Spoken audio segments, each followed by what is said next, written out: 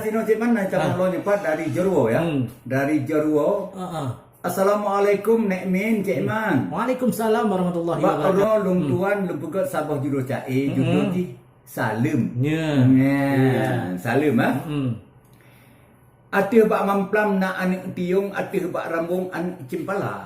Salim menturi ulun beri langsung ke Bandung kaum sahabat Panglima. Terima kasih Bang Jarwo. Salim lun pun tente ke Nek Min.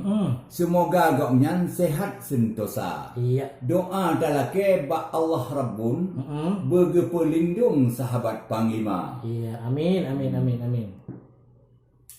Iya. Ya. Salim menturi dari Cik Jarwo. Jarwo dari Cik Jarwo Iya. yang na di sini JB nan kampung. JB pula. Janto baru ya. Janto baru ya. Janto baru. Iya. JB nan kampung. Lun kirim salim lewat udara ke Bandung saudara kota ngondusun. Iya. Salim kedua tente ke Kak Cik. Urang jih cantik. Imut ngon manja. Salim yang kele ke rantai ujung. Lehnya ulun tun ke adik Rahma. Ya. Ke Bang Darlis. Hana tuwocit. Lehnya lun lanjut ke adik Irma. Ke mak adik. Lun kirim bacun. Iya. Lehnya ke Bang Cut serta Nan Putra. Iya iya. Kecut Kak Salim Meduri, lehnya ke Putri dan juga Rosa. Iya. Ke Raja Rimba Salim semangat.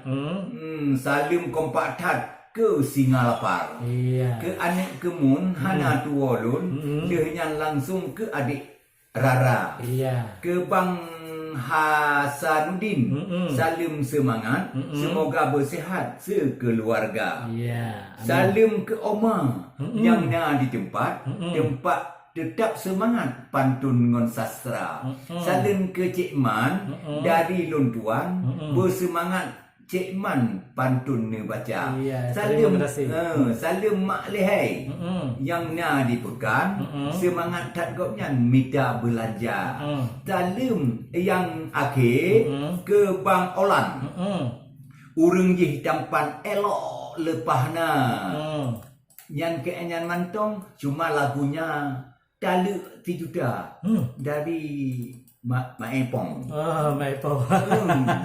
Ya, terima kasih. Terima kasih Cik Jarwo Iya. Terima kasih Cik Jarwo. Karyaron ke kamu baca Cik Jarwo mungkin juga kadang agak sendak-sendak bacanya kamu laki maaf. Iya. Dan juga lagu akan kamu putar cuman nyo mungkin Wate, kan? Wate Hanali. Iya. Kalewat Wate karena nyo kamu baca Wate. Iya. Dan juga di sini kamu para sahabat Panglima Bamandung dan pantun kamu Bamandung di mana saja Anda berada pada sore hari ini. Betul.